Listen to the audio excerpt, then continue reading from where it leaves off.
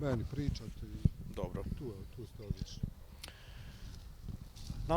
Nalazimo se u šumskom gazdinstvu Begeč povodom predstavljanja novonabavljene mašine mulčera, što je rezultat zajedničke saradnje pokrajinske vlade i pokrajinskog sekretarijata za poljoprivredu, vodoprivredu i šumarstvo.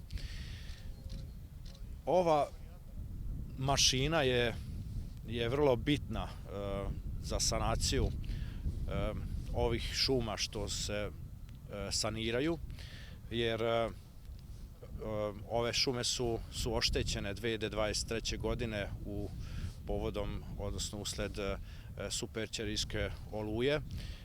Iako se ne čuje više o tom dešavanju, ali tu se na terenu nastavlja sa radom, znači vrši se saniranje ove oštećene površine i planira se da će se do kraja 2027. godine završiti sa saniranjem ovih područja, ovih šuma.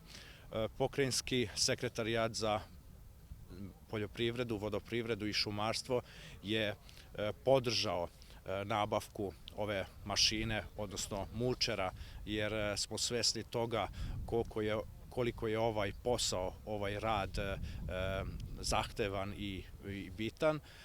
Zato ovaj mulčer će puno toga doprineti u radu javnom preduzeću Vojvodina šume i sigurno će doprineti, odnosno ubrzati saniranje.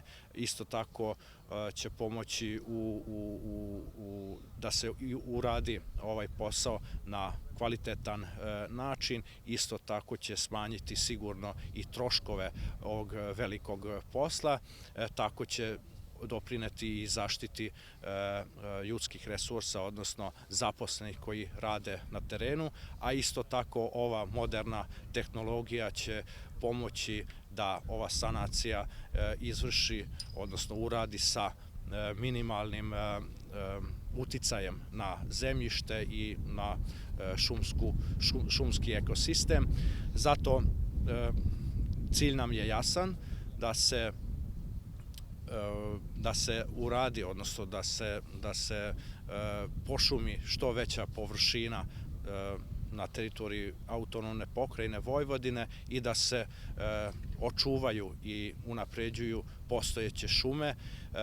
To je vrlo bitno i zato su takva ulaganja, kao što vidimo danas, modernizacija i nabavka tih mašina koji pomažu rad javnog preduzeća Vojvodina šuma su vrlo bitne da osposobimo javno preduzeće i da opremimo sa naprednom mehanizacijom, da budu što efikasniji i da pomažemo njihov rad i u savremenom svetu, da sve te prepreke što u njihovom radu se pojavi, da što bolje prebroda i da budu uspešni u njihovom radu.